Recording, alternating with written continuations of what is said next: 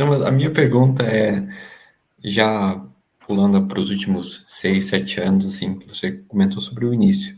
Mas Uhum. quando o Recall surgiu, o Thorn, já havia acabado quase uma década antes, que foi a sua primeira grande banda de repercussão na cena nacional, né? Foi. E esse projeto ele teve o Recall, né, teve uma repercussão positiva na cena. Mas você sente que um ciclo se cumpriu ou tem a chance de voltar a fazer metal com música Não, autoral? pelo contrário, assim, não era nunca para ter parado. Era só uma. Agora, o que aconteceu recente, né, do ano passado para cá, era uma coisa que o Felipe e o Marcelo já vinham me falando desde talvez o primeiro ano, assim. O que que aconteceu? O álbum a gente começou a produzir é, alguns anos antes, né? Lógico, o Tribuzzi, um empresário do Cavaleiros in Concert, né? O nosso empresário nesse mercado geek, mercado anime. E ele falava muito, assim, sobre lógico, todo o espaço que eu tinha conquistado, né, na questão, nesse ramo de dublagem, a localização das músicas e tudo que a gente estava fazendo com Cavaleiros in Concert, mas que a gente tinha ali 4 pessoas, o Edu, logicamente, as pessoas conheciam do Angra, a Lari, as pessoas já conheciam de muito mais tempo, né, da trilha de 95, que você é fã de Cavaleiros, você não tem direito de, até o Moita, que não pegou muito, eu tenho certeza que você conhece.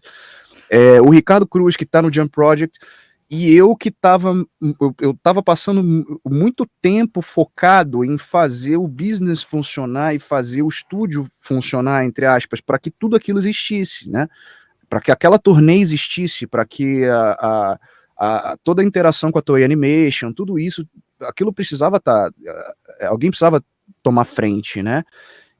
E aí fui eu. E eu acabei meio que me deixando de lado. Eu tava nas aberturas, eu tava fazendo tudo aquilo, como se, desde do Lost Canvas, né, como se cada temporada fosse um álbum novo, né, tinha um ciclo que se cumpria, e aí vinha uma nova temporada, um Dragon Ball Kai, renovava esse ciclo, e aí quando veio o Ômega, que eu tava com essa ideia maluca aí, de juntar, né, os cavaleiros todos e vamos lá, vamos fazer, mas o Tribuzio veio colocando na cabeça, cara, tem muito tempo já que as pessoas não te escutam, a não ser como intérprete. Elas precisam lembrar de você, compositor, lembrar de você, de onde você veio, né?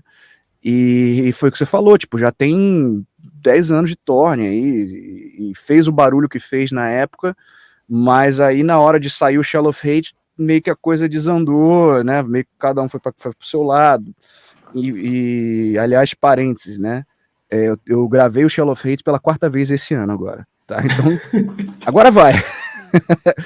então assim, realmente tá muito legal, com um monte de arranjo legal, um monte de arranjo novo. Até toquei nessa última turnê, toquei uma das músicas. Então, assim, veio daí, né? Tá, mas e aí o que que a gente faz? Tá bom, vamos fazer um álbum. E o que que a gente vai gravar? Não sei, vamos gravar tudo. Então o nome do álbum, pra mim, já tava pronto, era esse, Record It All, né? E aí, beleza, foi. Quando a gente começou a negociar o lançamento do álbum, que a gente ouviu de uma das gravadoras do Japão, por ter todo mundo envolvido, né? Ter Kiko, Felipe, Marcelo, Roy Z, tarará, parará, todo mundo participou, né? E aí eles falando assim, bom, eu não acredito que os caras vão continuar com o Rodrigo, né? Eu acho que não acredito que vai ter um próximo, não acredito que os caras vão continuar, e não acredito que ele, com o nome que ele tem no Brasil, tudo bem, as pessoas conhecem, mas aqui no Japão ainda muito, muito de ser o cara que faz as coisas no Brasil, e aqui as pessoas consomem o japonês. Então, teve essa sugestão, vamos usar esse nome para meio que chamar de projeto. Mas sempre foi um álbum solo, né? Sempre foi uma coisa solo. E o Felipe e o Marcelo falavam muito isso. Falavam, cara, isso aqui é você, tipo, você não pode perder esse foco. Isso sempre foi você. E nas primeiras turnês a gente tinha eu muito, né? Tinha essa coisa de, bom, vamos contar a nossa história. Nessa época, as pessoas começaram a chamar super banda, super grupo e tal. Uhum. Eu não acho, sabe? Eram, assim, 4 caras que as pessoas conheciam. Se tem algum mérito isso aí, é por causa deles, não por mim, justamente pelo que você falou. Eu tava longe da cena, né? Tipo, há décadas já. Então, sim, tudo bem, as pessoas me conheciam. Eu tinha muito medo disso. Vamos voltar então pro metal. Pô, página em branco, né? Vou começar do zero. Oi, gente, meu nome é Rodrigo, tudo bem? Tipo, na outra vida eu fiz umas coisas aí e tal, mas não... E montava um setlist assim, bom, vamos contar a nossa história. Então botava uma coisa do Angra, teve torneio que a gente tocou coisa do Almar, e aí lá no final eu falei, bom, vamos botar o Cavaleiros pro final, porque se der errado, aí dá errado e a gente sai fora, entendeu? E aí beleza. Só que pra minha surpresa o Cavaleiros era a hora do Maracanã subir, assim, porque saía um monte de otaku do armário, assim, da plateia, sabe? E a gente em turnê com Tária, com Xamã, com, sei lá, Vantesia e tal. E eu nunca esperei que isso fosse acontecer dessa forma, sabe? Mas muito por causa disso que as pessoas da produção começaram a olhar pra gente com outros olhos.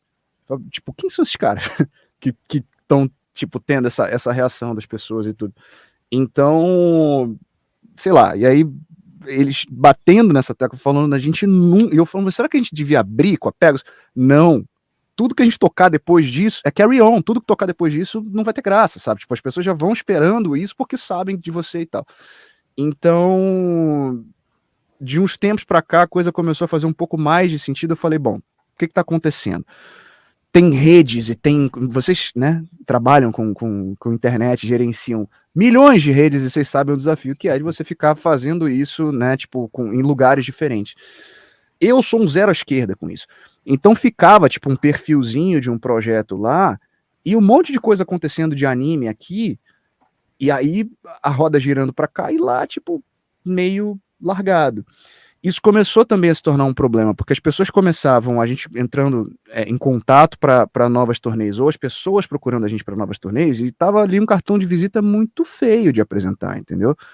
Enquanto tava, né, depois que a gente estabilizou essa formação, né, do Pedrinho, Marcelo, Felipe e eu, todo mundo individualmente tinha ali uma galera prestando atenção, né?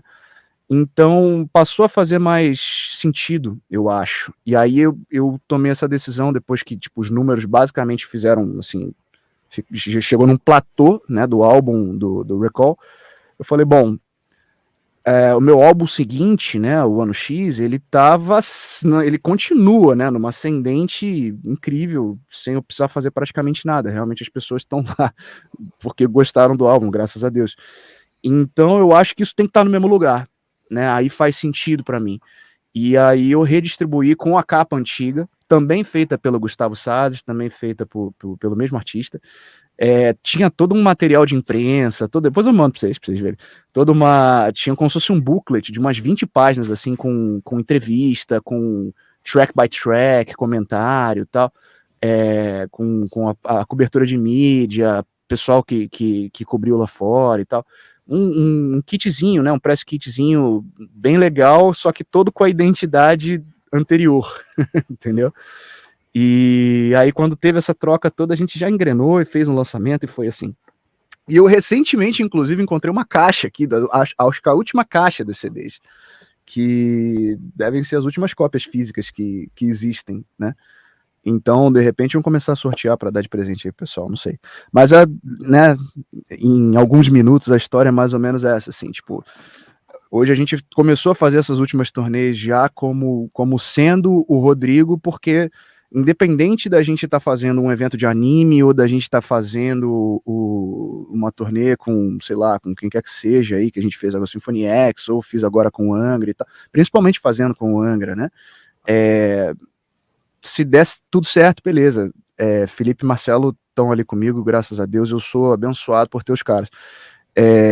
Se não, a gente vai ter também uma galera legal tocando, mas não vamos deixar de tocar, entendeu? Então, é a intenção. Então, assim, resumindo, o Recall meio que se tornou um álbum solo depois de definir o que ia ser, né? Voltou a ser, na verdade. Voltou a ser um álbum solo, mas eu tenho uma curiosidade de saber como é que foi a composição das músicas dele. Se é uma coisa que foi trabalhada em conjunto ou que você trouxe para os caras uma estrutura que já estava pronta? Não, nesse primeiro, assim, foi uma coisa muito eu e Tribuzzi. Foi muito, muito nós dois, assim. Eu vivo, né, cara? Tipo, às vezes eu tô aqui, aí eu puxo aqui, começa a vir alguma coisa que, opa, tá, vamos gravar. E bota aí a voz e beleza, e vai. Tem uma deminho. eu tenho hoje, só de pandemia, assim, tem tipo uns 8 álbuns, assim, dessas demos, esses rascunhos, assim. Aí puxa uma guitarra, puxa um baixo, coloca uma ideia aqui e tal, faz uns barulhinhos. E aí eu vou acumulando. Isso é um hábito que, né, graças a Deus, eu até perdi um pouco recentemente, mas que eu sempre mantive nessa época principalmente. Então escolhi, apresentei pro Tribus, falei, olha, eu acho que essas 10, 12 músicas aqui são, ou essas 10 músicas, mais essas duas que eu gostaria de fazer versões, e aí depois surgiu a do Angra, né? Depois Angels and Demons apareceu. Então foi muito eu e o Tribus, assim, em inúmeras sessões, assim, com o instrumento no colo, falando, não, vamos trocar isso aqui. Tipo, I Hate é uma música que tem um monte de detalhe de guitarra que vem da cabeça do Tribuzzi, muito, sabe? Um monte das pequenas convenções, um monte daquelas coisas. Ela era uma música mais simples quando eu fiz a demo. Running Her Veins, que é a que o Kiko participa, era uma música toda cheia de charme, justamente por causa da história. Então ela era mais... Era mais para trás, assim, porque fala da menina que correu atrás do sonho e tal, virou dançarina. Na época era assim, o que tava saindo era aquele filme do Tom Cruise, que é o musical da Broadway lá, como é que chama, meu Deus? Sei, dos anos 80, né? Isso, eu esqueci o nome, mas é música bem mais ou menos, famosa. né? O filme é horrível. Mas a história é tipo, a menina vai do interior pra lá, canta a música do Johnny e vira uma super estrela, tá? A gente vê isso milhões de vezes e assim, na real dá errado. Então na minha história a menina morre, né? Tem um interlúdio lá que vem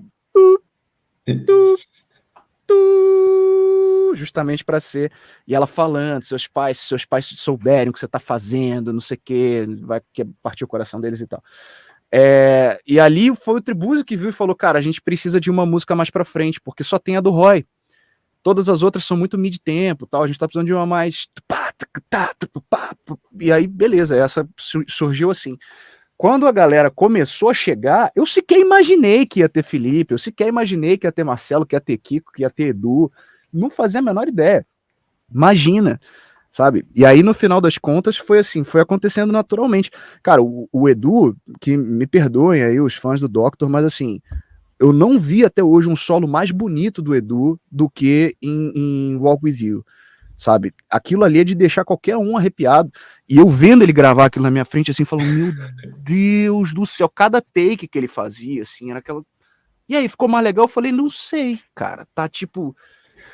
Tá tudo incrível, sabe? E as coisas que ele faz na Blind, que eu achava real, assim, eu falei, vai quebrar a guitarra, tá ligado? Você tá puxando pra um lado que ela não enverga, sacou? E fazer aquele lance de tirar a corda do braço e tal, e eu assim, cara, na minha frente, sabe? Ficava, velho, eu nunca tinha visto isso, nunca tinha visto. Então, no final das contas, acho que só quem gravou à distância mesmo, acho que o Marcelo gravou à distância, e o Kiko também. O Roy veio gravar, o Felipe veio gravar, Moreira veio gravar. Quem mais participou? O Alessandro gravou à distância, né? O Delvec, lógico. A gente ia ter mais uma galera de fora participando, mas na época o dólar deu uma subida, assim, aí meio que inviabiliza um pouco as coisas, né? Especialmente pro primeiro álbum, né? Você tá fazendo sem apoio de ninguém, sem gravadora, sem nada, então fica... Mas o processo foi muito isso. Já para as novas, já foi uma coisa diferente, já foi mais eu, Felipe, e em uma primeira sessão, né, o EP que eu preciso terminar algum dia, só tá faltando eu,